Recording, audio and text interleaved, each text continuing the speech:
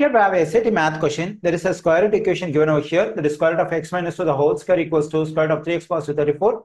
What is the smallest solution to the given equation? So smallest solution is nothing but the smallest value of x in the given equation. Okay, let me write the given square root equation as it is. That is square root of x minus 2 the whole square equals to square root of 3x positive 34. Okay, here I find square root on both sides of the equation. My first work is to get rid of the square roots on both sides. For that, I have to square both sides of the equation.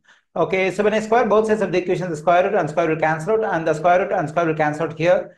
And on the left side, I'm getting x negative 2 the whole square equals to, on the right side, I'm getting 3x positive 34.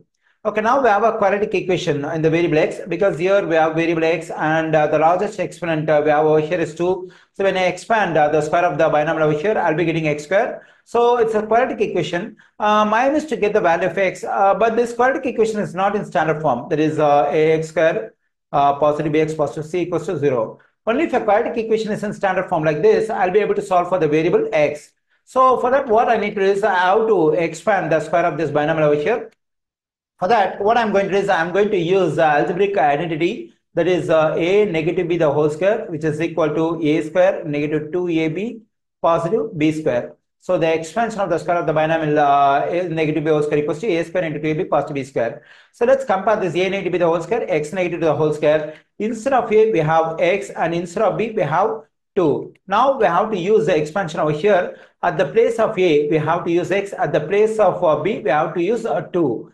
Okay, then I'm getting x square negative 2ab. For a, we have to use x. For b, we have to 2 positive b square. B square means 2 square equals to 3x positive 34. Okay, now I'm getting x square. So negative 2 times x is negative 2x. Negative 2x times 2 will be negative 4x positive 4 equals to 3x positive 34.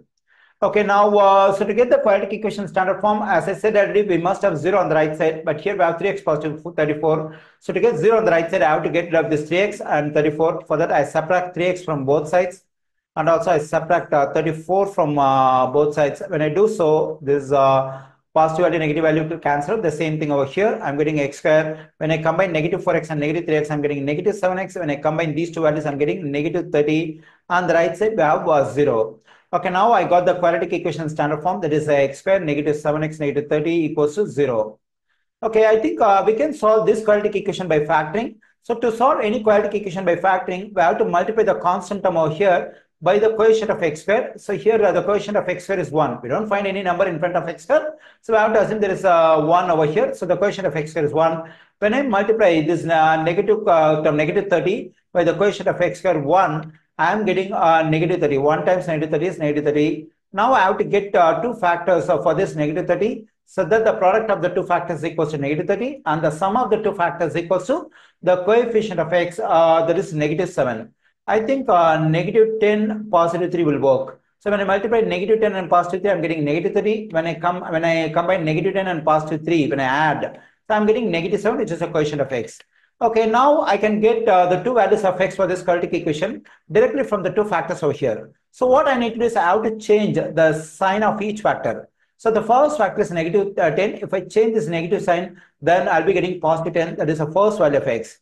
And for the second factor, we have positive 3. If I change this sign positive, then I'm getting negative 3. That's the second value of x. Okay, now I'm getting two solutions for the given quadratic equation. So in these two solutions, we have to find the smallest one, because according to the question, we have to find the smallest solution. So in 10 and negative 3, the smallest value is negative 3. So the smallest solution to the given equation is negative 3.